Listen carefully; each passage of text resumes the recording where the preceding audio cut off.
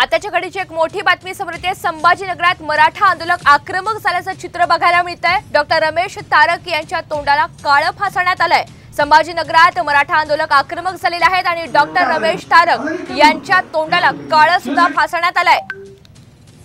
आपण पाहतोय संभाजीनगरमध्ये मराठा आंदोलक हे आक्रमक झाल्याचं चित्र आहे। एकीकडे आपण पाहतोय जरांगे यांचं उपोषण सुरू असतानाच संभाजीनगरामध्ये मराठा आंदोलक हे आक्रमक झाल्याचं चित्र आहे आणि डॉक्टर रमेश तारक यांच्या तोंडाला काळं फासण्यात आलंय। संभाजीनगरात अतिशय मोठी बातमी, मराठा आंदोलक आक्रमक झालेले आहेत। डॉक्टर रमेश तारक यांच्या तोंडाला काळं फासण्यात आलंय। जरांगे यांच्या उपोषणाला विरोध केल्यामुळे तोंडाला काळं फासण्यात आल्याची माहिती सध्या समोर येतेय। अधिकची माहिती आपण माधव सावरगावे यांच्याकडून घेऊयात। माधव, नेमकं काय घडलेलं आहे सविस्तर? संभाजीनगर शहरामध्ये डॉक्टर रमेश तारक राहतात। त्यांना आज भेटण्यासाठी झुंजार छावाचे कार्यकर्ते गेले होते। ते सुरुवातीला सत्कार केले आणि त्यानंतर त्या तोंडाला काळं फासलेलं आहे।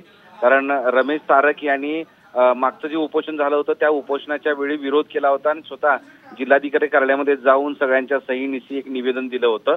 त्या निमित्तानं त्याचा निषेध म्हणून हे केलं आणि त्यासोबतच अंतरवालीमध्ये मनोज जरांगे पाटील जे आंदोलन करतायत त्या आंदोलनाला सातत्यानं रमेश तारक हे विरोध करतायत आणि त्यामुळे त्यांचा निषेध म्हणून आणि यापुढच्या काळात त्यांनी ते करू नये म्हणून काळं फासल्याचं सांगितलं जातंय।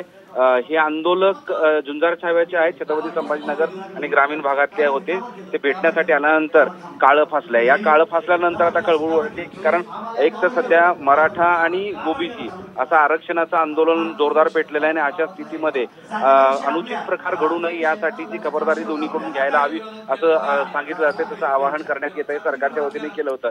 मात्र आता हा नवीन एक प्रकार समोर आलेला आहे की डॉक्टर रमेश तारक हे मनोज जरांगे पाटील यांच्या सोबत जवळपास फेब्रुवारीपर्यंत होते। फेब्रुवारीपर्यंत त्यांचे सहकारी म्हणून मानले जात होते। त्यांच्या सोबत असताना सरकारशी संपर्क करणं किंवा सरकार आणि मनोज जरांगे यांच्यामधला जो संवाद आहे ते साधणं अशी त्यांच्याकडे जबाबदारी होती आणि अशा स्थितीमध्ये नेमकं काय झालं हे कळलं नाही। मात्र फेब्रुवारीपासून मनोज जरांगे यांच्यापासून ते डॉक्टर तारक हे बाजूला गेले आणि त्यानंतर त्यांनी विरोध केलेला आहे आणि अशा स्थितीमध्ये आता हे काळं फासल्यामुळं पोलीस आता काय कारवाई करतात हे पाहणं महत्त्वाचं असतं। निश्चित माधव, तुम्ही सोबत राहा तर आपण पाहतोय तारक हे आपण जसं सांगताय माधव त्या पद्धतीनं काही महिन्यांपूर्वी जरांगे यांच्या सोबत होते, त्यांचे सहकारी म्हणून सुद्धा त्यांनी काम केलं। मात्र आता विरोधातली भूमिका घेतल्यामुळे कुठेतरी संभाजीनगरामध्ये मराठा आंदोलक हे आक्रमक झाल्याचं चित्र आहे।